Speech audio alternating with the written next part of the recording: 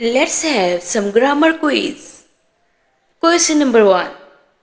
He was blank last night at 3 a.m. Option number 1 है sleep. Option number 2 slept. Option number 3 sleeping. कौन सा option choose करेंगे? इसके लिए सबसे पहले हम देखेंगे कीवर्ड. कीवर्ड है was. जब किसी सेंटेंस में is, are, am, was, were आ जाएं तो हम वर्ब की पहली फॉर्म के साथ ing का यूज करते हैं. सो इसी हिसाब से हम स्लीपिंग का इंतखाब करेंगे. He was sleeping last night at 3 a.m. Question number 2. It may blank tonight. Rain, rains, raining. ये 3 ऑप्शंस हैं. अब हम किस ऑप्शन का इंतखाब करेंगे? इसके लिए हम देखेंगे कि कीवर्ड कौन सा है. कीवर्ड है मे.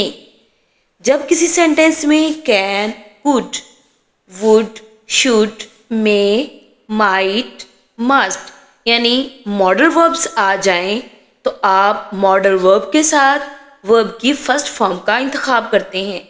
तो यहाँ फर्स्ट फॉर्म है रेन, इसलिए हम यहाँ लिखेंगे it may rain tonight. Question number 3. I didn't blank yesterday.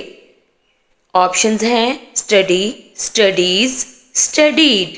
In 3 options में से हम किस ऑप्शन का इंतखाब करेंगे? इसके लिए हम देखेंगे कि कीवर्ड कौन सा है. कीवर्ड है didn't.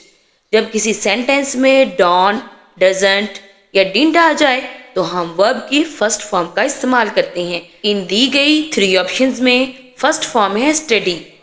I didn't study yesterday. Question number 4. She has blank to work. Option 1 go, Option 2 went, Option 3 gone. Go, went, gone में से हम किसका इंतखाब करेंगे? तो इसके लिए हम देखेंगे कि कीवर्ड है has.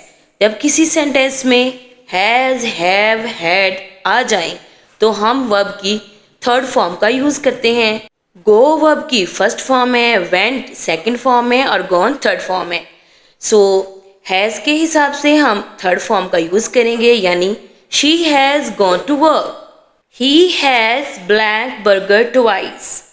Option 1 eat, option 2 ate, option 3 eaten.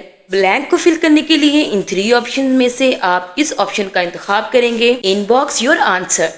Thanks for watching.